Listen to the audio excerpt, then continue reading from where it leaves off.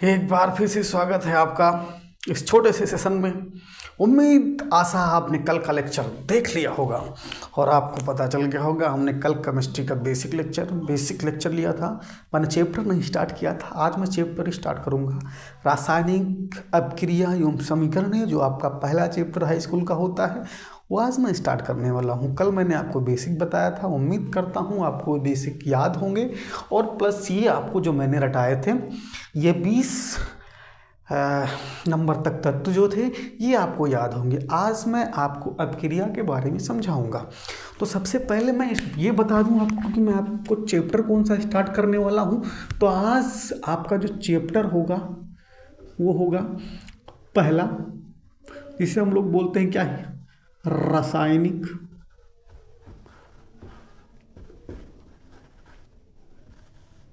समीकरण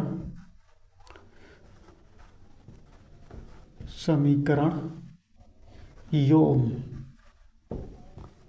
अभिक्रिया।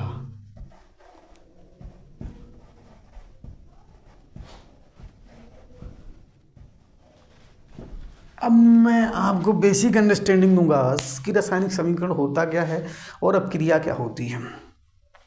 तो जैसा कि आपने ये सीख लिया, ये आपको हमने संयोजकता तक बता दे, तो मैं स्टार्ट करूंगा संयोजकता से कि संयोजकता क्या होती है, किसी तत्व की संयोजकता कैसे निकालते हैं। तो मैं यहाँ से देखना स्टार्ट करेंगे भैया हम लोग कि संयोजकता कैसे बताते हैं। तो मैं कहूँगा संयोजकता वो होती है जब किसी भी तत्व के परमाणु में बाहरी कोश में वो 8 इलेक्ट्रॉन पूरा करना चाहता है। हमने बताया था कि वो अपना अस्थायित्व चाहता है, इसलिए 8 इलेक्ट्रॉन वो पूरा करना चाहता है। लेकिन हुआ क्या, ऐसा है नहीं उसके 8 हैं, तो क्या करेगा, तो वो बाहर निकालेगा। जैसे मान लीजिए 9 है तो सोचेगा एक बाहर निकाल दो, हमारे पास 8 हो जाए। तो जो एक बाहर निकालने की प्रवृत्ति है उसकी, वो उसकी संयोजकता कहलाएगी। किसी में 7 है, किसी में 6 हैं, तो जिसमें मान लो 6 हैं बाहर में, वो सोचेगा कहीं से 2 ले लेते हैं यार, मेरा भी 8 हो जाएगा, मैं भी अस्थायित्व हो जाऊंगा, मुझे भी अस्थायित्व मिल जाएगा, मेरी जीवन भी सफल हो जाएंगे। तो उसने क्या किया, उसने 2 इलेक्ट्रॉन ले लिए। तो जो इलेक्ट्रॉन वो ले रहे हैं, दे रहे हैं या साझा कर रहे हैं, उन संख्याओं को, उन इलेक्ट्रॉन की संख्याओं को हम उसकी तत्व के परमाणु की संयोजकता बोलते हैं। जैसे कि मान लीजिए हमारे पास, हम अगर उठाएं सोडियम लेते हैं, तो सोडियम में आपको इनिशियली पता होगा कि सोडियम में कितना इलेक्ट्रॉन होता है। तो सोडियम होता है हमारा 11 पे, ठीक। अब कल मैंने बताया था कि इसका लिखना कैसे होगा। तो अगर ये मैंने कहा था कि अगर ये विषम संख्या होगी तो लिखना कैसे होगा, आपको 11, इसको 2 से गुणा करना है और प्लस 1 जोड़ देना है। तो जब 2 से गुणा करेंगे तो 22, 1 जोड़ेंगे तो ये हो जाएगा 23, ठीक है। अभी यहाँ तक बात हमने कल आपको बता दिया था। अब मैं यहाँ बताना चाहूँगा आपके कि इसकी संयोजकता किसी कोई पूछे अगर आपसे कि सोडियम जो है हमारा, सोडियम की संयोजकता कितनी है, तो आप कैसे बताएंगे। तो संयोजकता बताने के लिए आपको क्या करना पड़ेगा, पहले इसके इलेक्ट्रॉन भरने के देखना पड़ेगा कि इसके बाहरी कोश में कितना इलेक्ट्रॉन हो रहा है। तो मैं 11 इलेक्ट्रॉन है। अब मैंने कहा था कल K, L, M और N में भरा जाता है। तो पहले किस में, K में हमने कहा था 2, 8, 18 और 32 इलेक्ट्रॉन ही भर सकते हैं भैया। तो इसमें हमने क्या किया, 2 भर दिया, ठीक। इसमें हमने क्या कर दिया, 8 भर दिया। अब ये कितना हो गया, 10 तो यही हो गया हमारा। अब 11 था, चूंकि 1 बच गया, तो यम में कितना जाएगा, 1। तो इसके बाहरी कोश में, मतलब ये कक्षा थी ना, जैसे क्या था कक्षा 1, 2, 3, 4, ये K था, ये L था, ये M था और ये N था, ठीक है। तो इसके यहाँ, अब इसके लिए ये कक्षा तो होगी नहीं क्योंकि वहाँ तक इलेक्ट्रॉन पहुँच ही नहीं पा रहे हैं। इसके लिए बाहरी कक्षा कौन सी होगी, यम, और यम में भी कितना इलेक्ट्रॉन होगा, 1। तो ये क्या करेगा, सोचेगा भैया 1 को बहाओ, 1 को फेंक दो और अपने आप में 8 हो जाओ, यही तो ना। तो 8 होने की कोशिश करेगा। तो 8 होने की जब कोशिश करेगा तो वो क्या सोचेगा कि 1 इलेक्ट्रॉन निकाल दूं। भाई 7 क्या करेगा, इसको 8 अगर करना है तो या तो 7 कहीं से ले ले या अपना 1 किसी को दे दे। तो क्या करेगा, सोचेगा अपना 1 किसी को दे दो, और 7 लेने से अच्छा है 1 किसी को दे दो और बाहरी कक्षा में हमारे 8 हो जाएं। तो ये क्या करेगा, 1 इलेक्ट्रॉन देगा और जो देता है उसके पास ज़्यादा होता है, मतलब वो प्लस वाला इंसान होता है। तो इसकी संयोजकता क्या हो जाएगी, Na की संयोजकता क्या हो जाएगी, सोडियम जिसको बोलते हैं, इसकी संयोजकता संयोजकता हो जाएगी कितनी, ये हो जाएगा प्लस के एक, क्योंकि इसके पास ज़्यादा है तो हम इसको इस तरह से भी लिख सकते हैं Na प्लस एक। ये क्या बता रहा है, इसकी संयोजकता बता रही है। ठीक है, यहाँ तक बात आपको कन्फर्म होना चाहिए। अब आप हमें कमेंट करके ऑक्सीजन की संयोजकता जो है आप बताएंगे। ऑक्सीजन की संयोजकता क्या करेंगे आप, हमको कमेंट करके कमेंट में आप बताएंगे। अच्छा, एक चीज़ मैं आपको और बता दूं, अगर आपका कोई डाउट है या कोई डाउट रह जाता है या आपको हमसे डाउट पूछने या क्वेश्चन जो है नहीं समझ में आ रहा, कोई अगर आप हमसे पूछना चाहते हैं तो क्या कैसे जुड़ेंगे आप हमसे, तो उसके लिए मैं आपको एक टेलीग्राम चैनल दे रहा हूं अपना। यहाँ पे देखिए टेलीग्राम चैनल है हमारा, ठीक, नाम क्या है, engineer Ganesh Gupta board exam. ठीक है, बोर्ड एग्जाम, ये हमारा जो है क्या है, टेलीग्राम चैनल है। इस पर जाके अपना जो है डाउट शेयर कर कीजिए और मैं आपके सारे डाउट लेने की कोशिश करूंगा। मैं आपका डाउट जो है सॉल्व करने की कोशिश करूंगा, क्योंकि भैया देखो डाउट रहना नहीं चाहिए, ख़त्म हो जाना चाहिए। अच्छा, अगर आपने अभी तक चैनल को सब्सक्राइब नहीं किया है तो चैनल को, इस चैनल जो आप देख रहे हैं वीडियो जिस चैनल पे, इस चैनल को सब्सक्राइब कर दीजिए और बेल आइकन भी प्रेस कर दीजिए और इसको लाइक कर दीजिए। अब हम बात बढ़ते हैं आगे। आगे देखते हैं कि फिर क्या होता है। कहता हूँ कि जो सूत्र बनाए जाते हैं, केमिकल फार्मूला, रासायनिक सूत्र बनाए जाते हैं, वो कैसे बनाए जाते हैं और आप कैसे उनको बना सकते हैं। जैसे मैं कहूँ कि पानी, जल जो हमारा होता है, जल का रासायनिक सूत्र क्या होता है, जल का रासायनिक सूत्र होता है H2O। लेकिन H2O कैसे हुआ, ये हम कैसे जान पाएंगे और कैसे लिखेंगे। मान लीजिए किसी का भी आ गया तो हम कैसे लिखेंगे, ये हमको पता होना चाहिए। तो चूंकि हम जानते हैं कि जो हमारा पानी होता है वो हाइड्रोजन और ऑक्सीजन से मिलकर बना होता है, ठीक है, तो क्या करेंगे हम देखेंगे। अब हमें ये सूत्र नहीं मान लीजिए पता है, हमको सूत्र बनाना है और हमको क्या पता है कि ये हाइड्रोजन और ऑक्सीजन से मिलके बना होता है पानी। अब मैं कहूँगा कि आप ऑक्सीजन की जो है संयोजकता निकाल लीजिए, तो आप कहेंगे अच्छा सर ऑक्सीजन की संयोजकता निकालने के लिए क्या करेंगे, 8 इलेक्ट्रॉन इसके पास है तो इसको भरेंगे 2 और 6, तो इसका जो हो जाएगा, इसको -2 मतलब 2 चाहिए होगा। कितना चाहिए होगा, 2। तो संयोजकता इसकी कितनी हो जाएगी, 2। यहाँ पे लिख देंगे 2।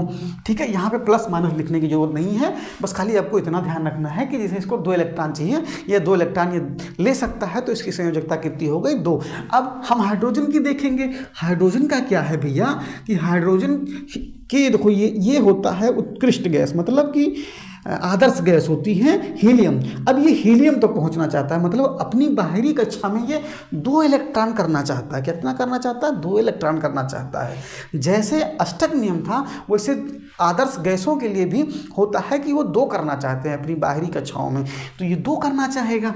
तो हाइड्रोजन का जब हम निकालेंगे, क्या हाइड्रोजन का निकालेंगे संयोजकता हम, तो हाइड्रोजन की निकालेंगे तो हम भरेंगे तो पहले 1 आएगा, उसके बाद इसको कितना अगर मिल जाता 1, तो इसका कितना हो जाता 2, तो 2 ये क्या हो जाता, ये भी हो जाता हमारा, क्या हो जाता, ये भी हमारा अस्थायित्व हो जाता। ये भी अपनी ज़िंदगी में मौज मस्ती में रहता है, अब हमको किसी से रिएक्शन नहीं करना, मैं तो मस्त हो गया। तो इसकी संयोजकता कितनी हो गई, 1, और इसकी संयोजकता कितनी हो गई, 2। तो इसकी संयोजकता को यहाँ पे लिख दो 1। अब क्या करना है, इसको क्रॉस मल्टीप्लाई कर देना है। क्या करना है, ध्यान रखना मैं क्या कर रहा हूँ, क्रॉस मल्टीप्लाई कर देना है। अब क्या करोगे, इसको इसके साथ जैसे तुमने गुणा किया तो बेटा जी तो ऐसे जाएगा ना, तो ये क्या हो गया H, और कितनी बार गुणा किया, 2 बार। ठीक, इसको वो तो O को 1 या O को मैं वैसे लिख दूं, अगर ना लिखूं 1 तब भी तो कोई बात नहीं ना। तो इसका फार्मूला कितना निकल के आ गया, H2O। तो आपको समझ में आया कि H2O कैसे आ गया। अब मैं बात करता हूँ, नाम से पता चल रहा होगा आपको सोडियम क्लोराइड, नाम से पता चल रहा है सोडियम क्लोराइड। अब सोडियम क्लोराइड में आपको नाम से पता चल रहा होगा कि इसमें सोडियम है और क्लोराइड है। तो सोडियम है और क्लोराइड है, तो इसका फार्मूला हम कैसे लिखेंगे। तो पहले मैंने आपको पिछली भी स्लाइड में हमने Na का जो है निकाल के दिखाया है आपको, इसकी संयोजकता 1 आ रही थी, और क्लोराइड मतलब क्लोरीन की संयोजकता हम देख लेते हैं। तो ये हमारा 17 नंबर पे क्लोरीन आता है, तो इसको हम भरेंगे तो 2 8 ये हो गया 10, और उसके बाद में 7, मतलब इसको भी कितना चाहिए 1। तो क्लोरीन की संयोजकता भी कितनी हो जाएगी एक हो जाएगी। अब मैं कहूँ आपसे बेटा जी कि सोडियम क्लोराइड का रासायनिक सूत्र बताना है। सोडियम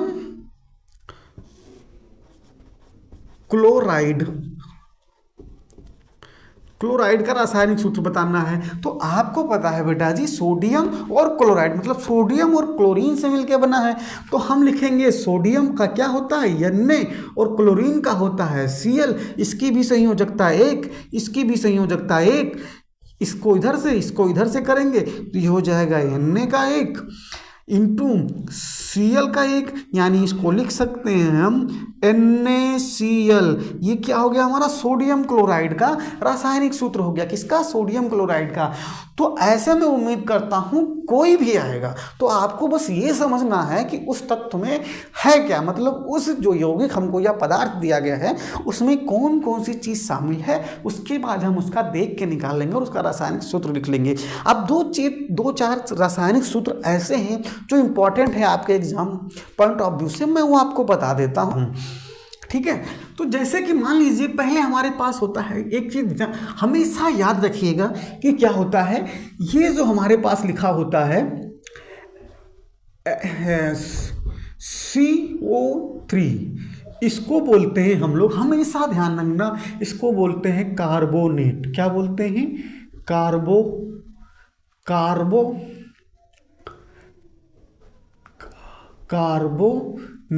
क्या बोलते हैं? कार्बोनेट।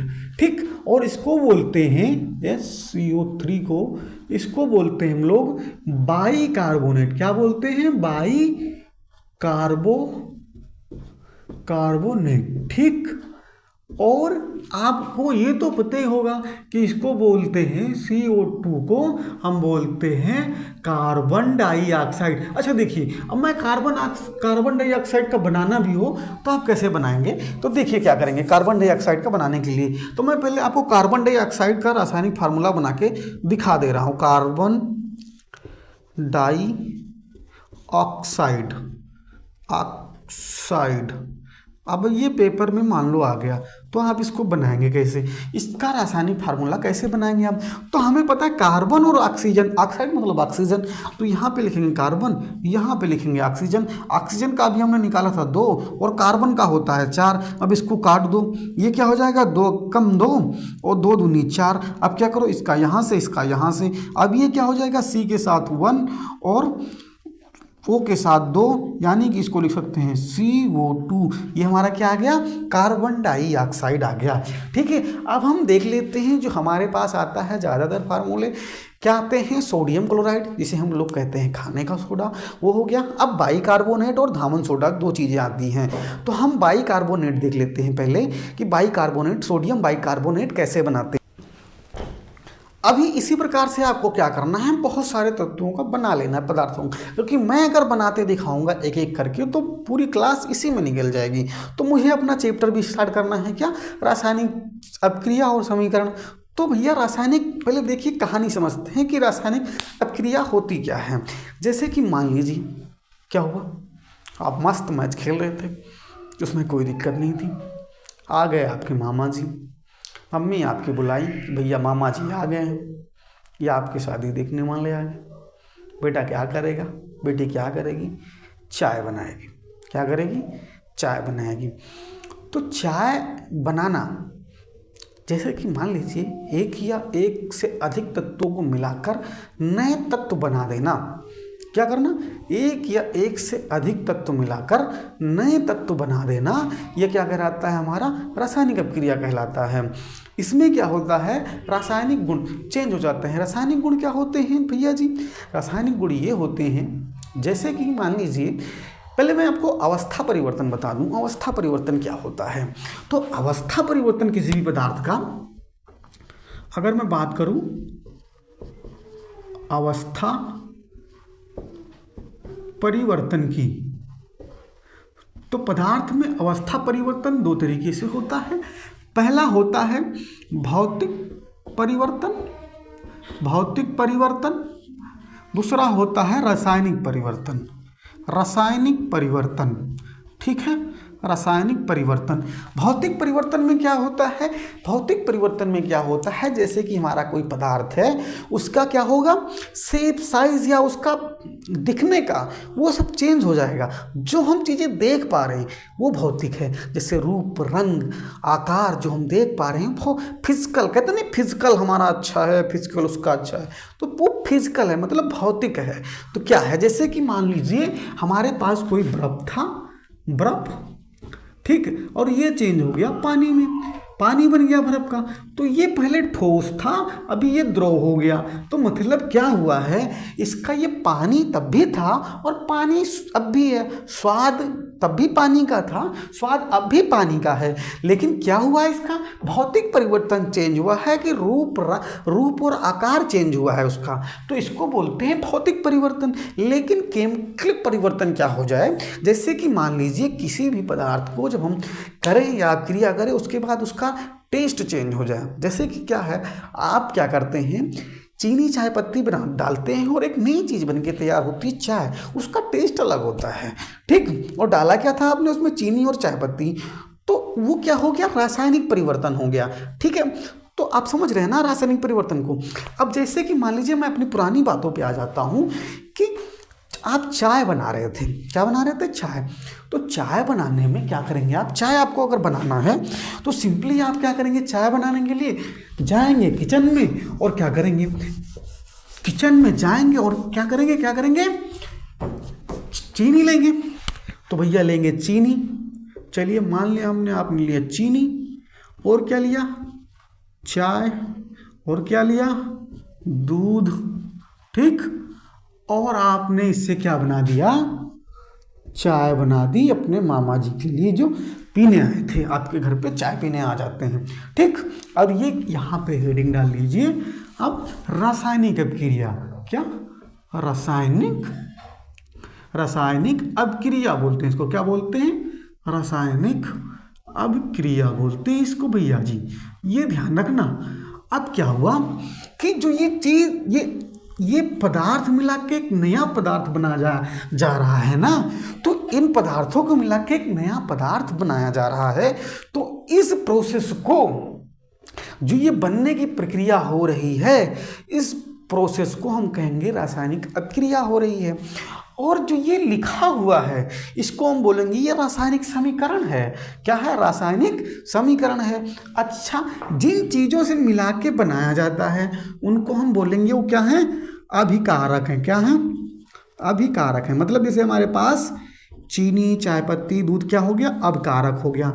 मतलब कि इन चीज़ों को मिला के चाय बनाई जा रही। अच्छा, बन क्या रहा है, मिल क्या रहा है, हमको उत्पाद मिल रहा है ना, प्रोडक्ट मिल रहा है ना हमको बन के, कि हमको बन के मिल क्या रहा है, तो हमको बन के मिल रहा है उत्पाद। उत्पाद के रूप में हमको क्या मिल रहा है, उत्पाद के रूप में हमको चाय बन के मिल जा रही है, ठीक है। तो इनको बोलेंगे अभिकारक, इनको बोलेंगे उत्पाद। अब ये एक हो सकते हैं, दो हो सकते हैं, तीन हो सकते हैं, चार हो सकते हैं, यहाँ भी दो हो सकते हैं। हो सकता है देखो, इसमें जब चाय बनाया आपने तो कुछ गैसेस भी निकली होंगी भैया वेपर के रूप में, जो हवा में उड़ गई, तो क्या उधर चाय भी बना और गैस भी बना, तो उत्पाद भी दो बन सकते हैं और अभिकारक एक से दो या तीन हो सकते हैं और उत्पाद एक, दो, तीन हो सकते हैं, कुछ भी हो सकता है भैया जी। अच्छा, इनको क्या बोलते हैं, ये बताता है संयोग का नियम। मतलब क्या बताता है कि ये संयोग किया गया, ये संयोग बताता है। ये जो तीर बताता है ये बताता है अभिक्रिया की डायरेक्शन, कि अभिक्रिया डायरेक्शन मतलब क्या, अभिक्रिया की दिशा, कि ये चीज होके तब ये हुआ है, ठीक है। मतलब ये मिला के ये बनाया गया है। अब क्या करें हम, जैसे इन तत्वों को तो बार बार हम लिख नहीं सकते कि हम ऑक्सीजन जोड़ रहे हैं। जैसे कि मान लीजिए हमको क्या करना था, सोडियम क्लोराइड बनाना था। क्या बनाना था, सोडियम क्लोराइड बनाना था। तो हमने सोडियम और क्लोरीन को मिलाया, Na कर दिया प्लस Cl को मिलाया। अब ये क्या बनेगा हमारे पास, ये बन जाएगा NaCl, ठीक है। तो ये क्या है, अब हम यहाँ पे क्या करते हैं, बार बार सोडियम क्लोरीन और सोडियम क्लोराइड लिखते नहीं हैं, इनके सिंबल को प्रयोग करते हैं, इनके चिन्ह जो होते हैं उनको प्रयोग करते हैं। तो इसको कहते हैं रासायनिक अभिक्रियाओं के लिखने का तरीका। रासायनिक अभिक्रियाओं के लिखने का तरीका ये होता है कि जो है इसको बोलते हैं रासायनिक अपक्रियाओं के लिखने का तरीका। क्यों, तरीका क्या है? अब हम चाहते तो यहाँ पे लिख सकते थे क्या, सोडियम मिलाया, क्लोरीन मिलाया और हमारे पास बन गया सोडियम क्लोराइड। ये बार बार हमको लिखना पड़ता, लेकिन हमने कहा हम ये सब चीज़ें बार बार भैया नहीं लिखेंगे। हमने एक तरीका बनाया कि हम इनके सिंबल को यूज़ करेंगे, केवल और केवल इनके सिंबल को यूज़ करेंगे। तो इसी को बोलते हैं रासायनिक समीकरण। रासायनिक समीकरण को लिखने का तरीका ये होता है भैया जी, आप समझ लीजिए अच्छे से। रासायनिक समीकरण, रासायनिक अपक्रिया क्या होती है। अब उसके बाद हम आपसे बात करते हैं कि रासायनिक अपक्रियाओं को संतुलित कैसे किया जाता है। तो एक नियम होता है, वो आपको याद रखना पड़ेगा। पहला नियम है द्रव्यमान संरक्षण का नियम। इनको बोलते हैं द्रव्यमान संरक्षण का नियम। अच्छा, द्रव्यमान संरक्षण का नियम हमें क्या बताता है? ये बताता है जो द्रव्यमान होता है, मतलब द्रव्यमान क्या, मतलब जितना भी चीज़ें हम मिला रहे हैं किसी चीज़ को बनाने में, उतनी ही चीज़ें हमको बन के मिलेगी। ये नहीं है कि हमने 1 किलो चीनी मिलाया तो चीनी घट जाएगी, बाद में चीनी उतना ही रहेगी, क्योंकि इस हिसाब से अपने पानी भी डाला है। अच्छा, पानी को क्या करो, पानी को पहले जो है उबालो, उसका वाष्प बनाओ, फिर उसको ठंडा करके पानी बनाओ, ठीक है। तो क्या होगा कि द्रव्यमान जितना आपने यूज़ किया था उतना रहेगा। मतलब ये कहता है नियम कि द्रव्यमान को ना तो उत्पन्न किया जा सकता है और ना नष्ट किया जा सकता है, केवल एक रूप से दूसरे रूप में बदला जा सकता है। मतलब क्या रहेगा भैया, जब अपक्रिया आप कराएंगे तो द्रव्यमान जो रहेगा, जितना आप अभिकारक मिलाएंगे उतना हमें उत्पाद मिलेगा। मतलब क्या है, मतलब ये है कि अभिकारक, मान लीजिए हमने अभिकारक जो है हमने 100 ग्राम मिलाया तो उत्पाद भी हमको कितना मिलेगा जी, 100 ग्राम मिलेगा। यही है द्रव्यमान संरक्षण का नियम कि जितना भी हम द्रव्यमान यूज़ करेंगे उतना द्रव्यमान हमको बन के मिलेगा, जितना अभिकारक में यूज़ करेंगे उतना हमको उत्पाद मिलेगा, ठीक है। अब इसी बेसिस पे, इसी नियम का प्रयोग करते हुए हम क्या करेंगे जी, अपक्रिया को संतुलित करेंगे। तो मैं पहले छोटे से एग्जाम्पल से शुरू करूंगा, ठीक है। जैसे कि मान लीजिए हमारे पास दिया हुआ था, अपक्रिया दी हुई थी, क्या दी थी, अपक्रिया। मान लीजिए पहले मैं छोटी सी अपक्रिया से शुरू करता हूं मैं आपका, कि मान लीजिए अपक्रिया आपके पास दी हुई थी, पानी की मान लेता हूं, जल की मैं क्या कर लेता हूं, जल की अपक्रिया मान लेता हूं मैं। तो क्या है इसमें ये है कि जैसे मान लीजिए जल है आपका H2O और ये टूट गया किसमें, हाइड्रोजन प्लस ऑक्सीजन में। अब हम इसको संतुलित करना है, ये आएगा पेपर में आपको ऐसे कि संतुलित करके अपक्रिया को संतुलित कीजिए। तो हमें देखना क्या होगा, हमें ये दोनों, इसको बोलते हैं अभिकारक, इसको बोलते हैं उत्पाद। मतलब जितना अभिकारक में जितने अणु होने चाहिए उतने हमारे उत्पाद में होने चाहिए, जितने उत्पाद में होने चाहिए उतने अभिकारक में होने चाहिए। तो मैं पहले अगर हाइड्रोजन उठा के यहाँ देखता हूँ तो इधर हाइड्रोजन कितना है, हाइड्रोजन इधर कितना है 2। तो मैं क्या कर सकता हूँ, इधर हाइड्रोजन कितना दिख रहा है तो ये मैं इसको लिख सकता हूँ 2H। अब यहाँ पे ऑक्सीजन कितना था 1, यहाँ पे ऑक्सीजन कितना है 1। तो ये चीज़ें संतुलित हो गई। ये छोटा सा एग्जाम्पल था।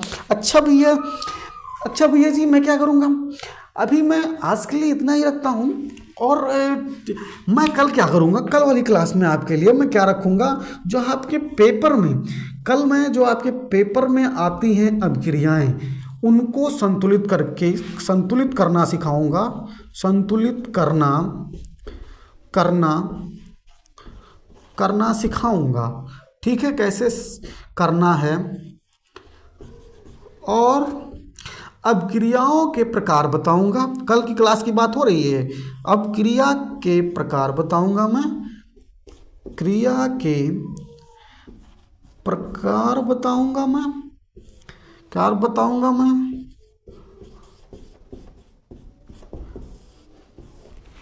अच्छा, मैं एक बार आपसे फिर से कहना चाहता हूँ बेटा जी, आप किसी समस्या या सुझाव के लिए इस टेलीग्राम चैनल पर आप हमसे जुड़ सकते हैं और मैसेज करके हमको अपनी समस्या या सुझाव कुछ भी हो आप हमें बता सकते हैं। और अगर आपने चैनल को अभी तक सब्सक्राइब नहीं किया है तो आपने महापाप किया है।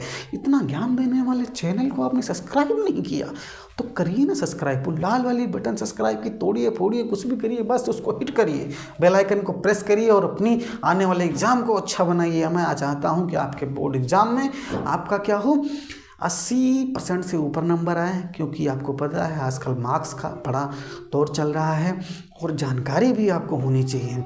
ठीक है, तो आप चैनल को सब्सक्राइब कीजिए। कल मैं आपके साथ मिलूँगा फिर दूसरी क्लास में केमिस्ट्री के, और मैं आपको बताऊंगा जो आपके पेपर में रासायनिक समीकरण आते हैं संतुलित करना, उनको सिखाऊंगा। और मैं अपक्रियाओं के प्रकार बताऊंगा, कौन कौन सी अपक्रियाएँ होती हैं जो आपके पेपर में पूछी जाती हैं। आज मैंने फिर बेसिक रखा है, आज मैंने बेसिक क्लासेस का रखा रासायनिक समीकरण और अपक्रिया का। कल इससे थोड़ा लेवल अच्छा होगा और ये जो क्वेश्चन मैंने आज छोटे छोटे कराए, ये क्वेश्चन कल बड़े बड़े होंगे, आपके पेपर के क्वेश्चन होंगे, आपके आए हुए क्वेश्चन होंगे जो आपके पिछले साल पेपर में पूछे जा चुके हैं और पूछे जाने की संभावना है। तो आशा उम्मीद ये क्लास आपको अच्छा लगा होगा और आप क्लास कल भी देखेंगे, तभी आपको ये पूरा रासायनिक अपक्रिया और समीकरण पूरा आपका चैप्टर कंप्लीट हो जाएगा। आधे में मत छोड़िएगा, पूरा पढ़िएगा और चैनल को सब्सक्राइब कर लीजिएगा, बेल आइकन को प्रेस कर लीजिएगा और दोस्तों के साथ अपने शेयर कर दीजिए।